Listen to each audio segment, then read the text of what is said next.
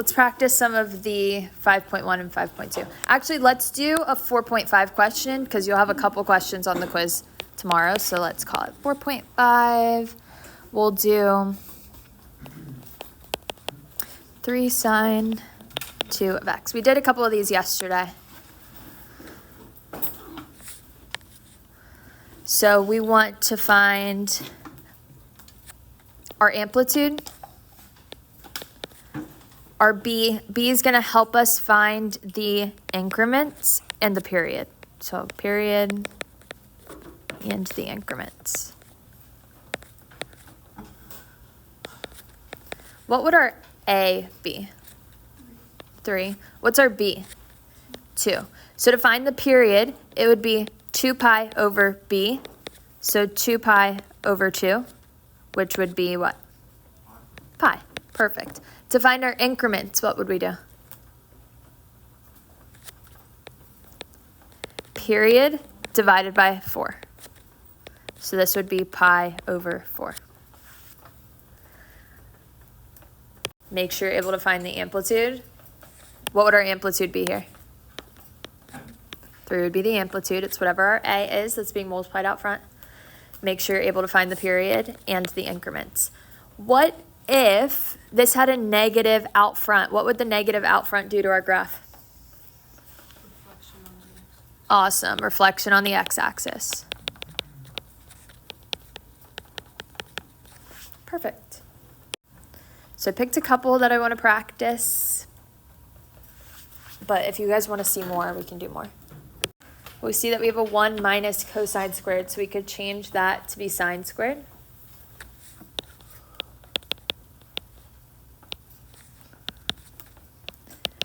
So sine squared over cosine squared. What does sine squared over cosine squared simplify to? Or sine over cosine? Tangent. So instead of it just being tangent, because they're both squared, it'd be tangent squared.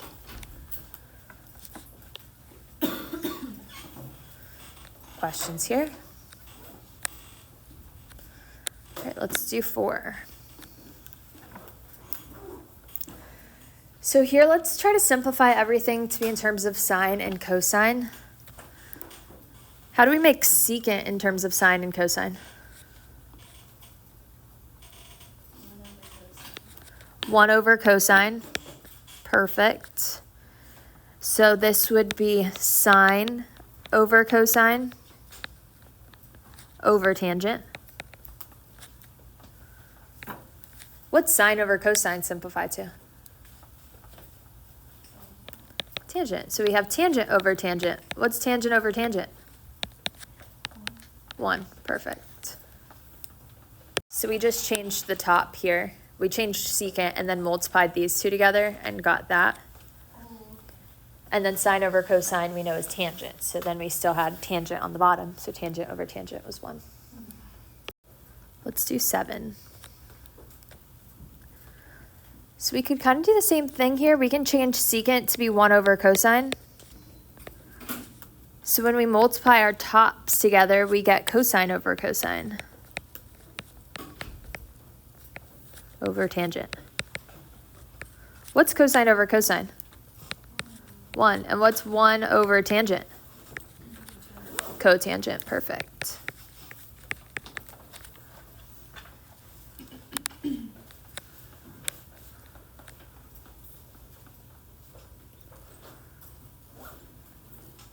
Let's do number 8.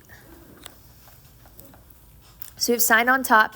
Cosecant is 1 over sine. So I can change cosecant to be 1 over sine. What do we do when we have a fraction in a fraction? Keep, change, flip. Keep the top, change to multiplication, and flip the bottom. So this would be sine over 1. So we end up with sine squared.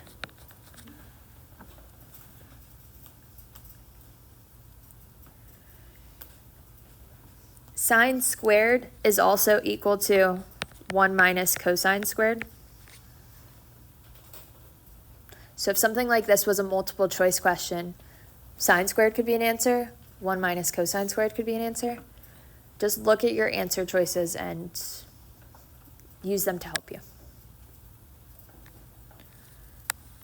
Let's do 10.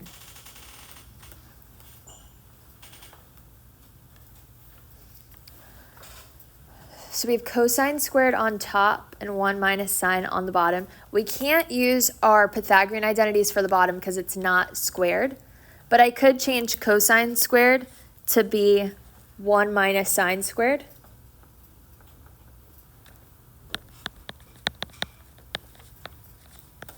Over 1 minus sine.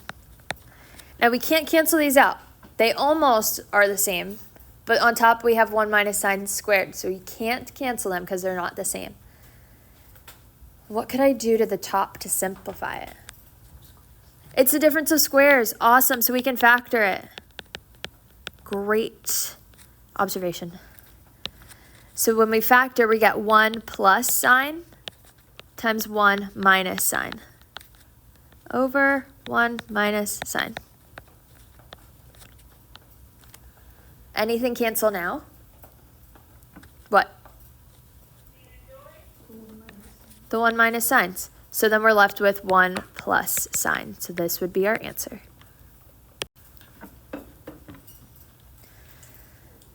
So 9, you can do a couple different things. Remember, there's more than one way to solve all of these questions.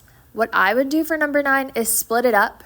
Since we're adding, they're both going to get the same denominator. So we have tangent over tangent plus cotangent over tangent. So when you split it up with addition, the denominator goes to both of them. If, I'm going to do this on the side over here so we don't get confused. If I was multiplying, let's say I had tangent times cotangent over tangent, and we are multiplying these together. When we split it up, the denominator can only go with one of them. So we could say tangent over tangent times cotangent over 1. So notice the difference between these. When you're adding it, the denominator goes to both. When you're multiplying it, the denominator would just go to one of them. Or if it was like tangent squared on the bottom, I could split it up to be tangent and tangent. So just make sure you know the difference between these. So back to this one. What's tangent over tangent? 1. Perfect. Plus, how could we simplify over here? What could we do?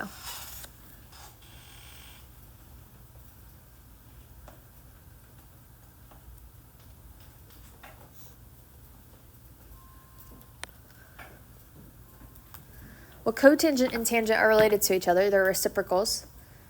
So we could change cotangent, you can change tangent. It doesn't really matter which one you do. Let's change tangent. We'll make it 1 over cotangent. What do we do if we have a fraction in a fraction? Keep, change, flip. Keep the top, change to multiplication, and flip the bottom. So we're multiplying it by cotangent over 1. What's cotangent times cotangent? Cotangent squared. And what's 1 plus cotangent squared? Cosecant squared. So this is one of our identities.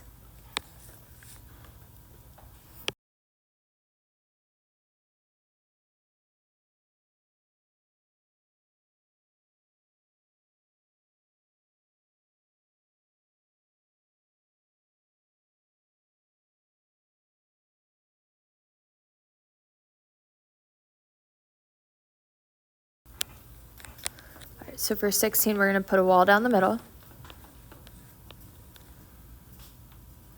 Now remember, the quiz questions are multiple choice, so they're not going to be like verifying like this. It's not going to give you what it's equal to, but working these out and simplifying them helps you with the strategies that you're going to learn or that you're going to use for the quiz.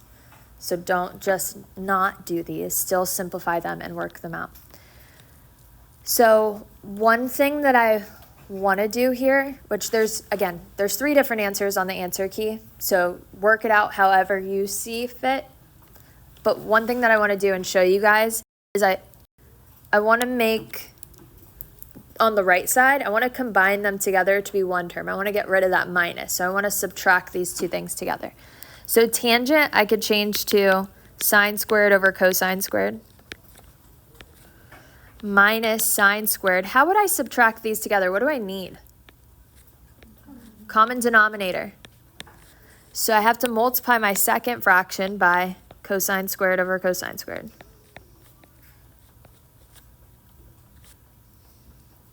So on top now we have sine squared minus sine squared times cosine squared over cosine squared.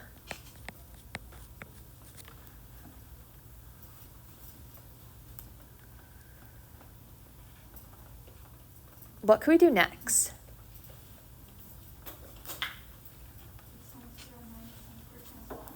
Awesome.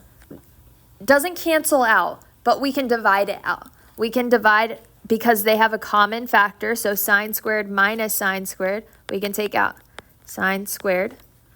And then when we're left with, when we divide out sine squared from sine squared, what's sine squared divided by sine squared? 1, perfect. So 1 minus cosine squared over cosine squared.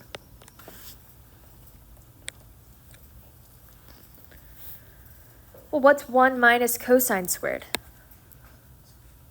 Sine squared. So on top, we have sine squared. You can call it sine to the 4th power if you multiplied these together. I'm going to leave it just sine squared times sine squared over cosine squared. Now, since we're multiplying these, I'm going to split them up into 2 terms. So sine squared over cosine squared. Again, when we're multiplying, the denominator only goes to 1. Or if I wanted to split it up, I could just call it cosine and cosine in the denominator. But I'm going to leave it sine squared over cosine squared and then sine squared over 1.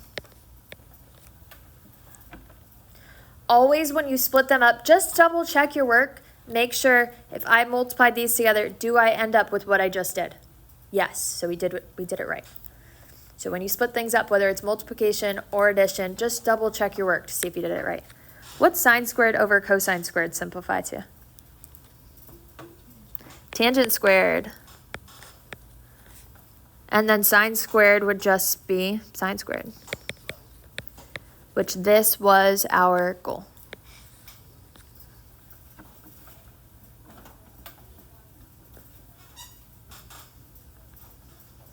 All right, let's take a look at 15. I'll draw my wall down the middle. Right off the bat, I see 1 plus cotangent squared. And that's my Pythagorean identity, so let's change that. What's 1 plus cotangent squared? Cosecant squared. So we can change that to be cosecant squared. So we have sine squared times cosecant squared. What else could we do?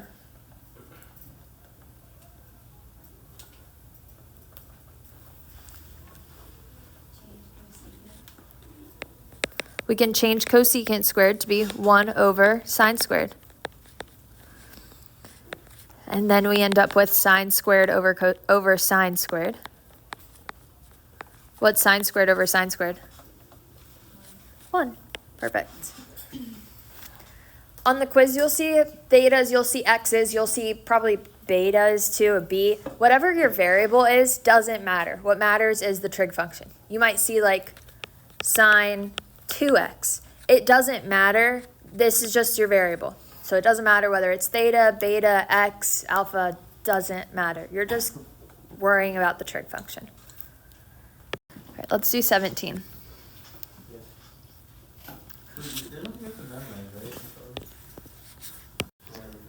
We can make secant 1 over cosine. What do we do if we have a fraction and a fraction? So we're going to keep the top, change to multiplication. Cosine on the bottom would be cosine over 1. So when we flip it, it'd be 1 over cosine. So when we multiply these together, it'd be 1 over cosine squared. What's 1 over cosine squared simplify to? Secant squared, perfect. Now let's simplify the second one here.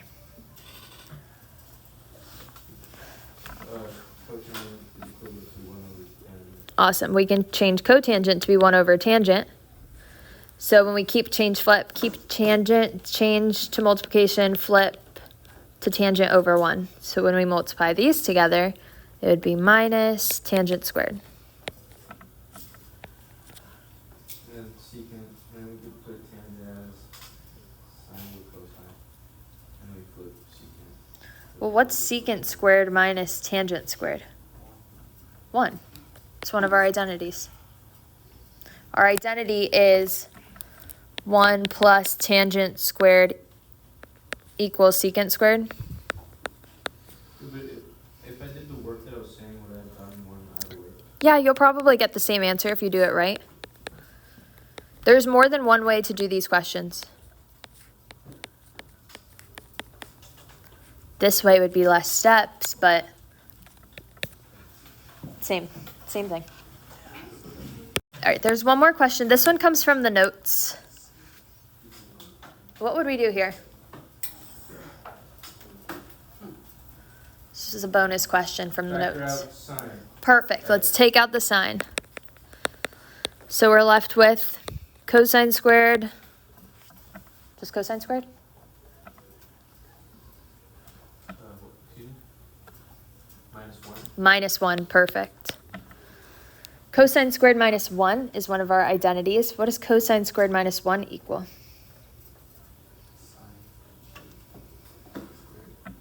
Are you sure? Negative sine squared. Perfect. So this would be negative sine squared. What's sine times negative sine squared? Negative sine cubed. Awesome. So like you would get this as a question here. This would be the question.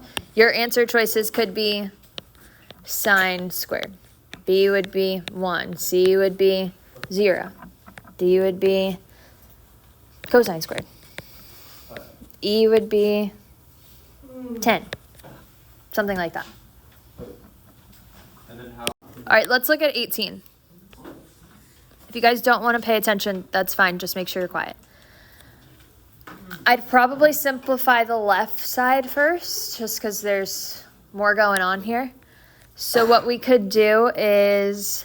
I changed tangents to like sine over cosine, and then cotangent to cosine over sine. We could do that. We could do that. We'll do that. So here we'd change it to sine over cosine. And this one we'd change to cosine over sine. What'd you do next? Same denominator. We can find a common denominator. So I'd multiply the top and the bottom here by cosine, and the top and the bottom here by sine. So we end up with sine squared plus cosine squared over sine times cosine. What's sine squared plus cosine squared? 1. So this would be 1 over sine times cosine.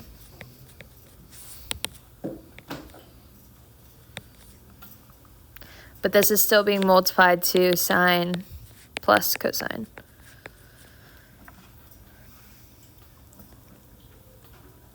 We could distribute. So this would be sine over sine times cosine plus cosine over sine times cosine.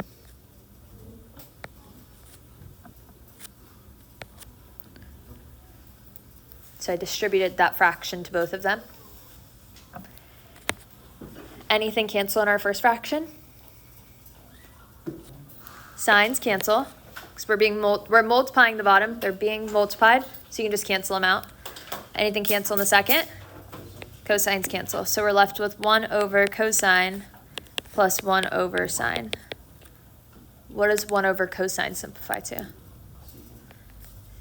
Secant, perfect. And what does 1 over sine simplify to? Cosecant.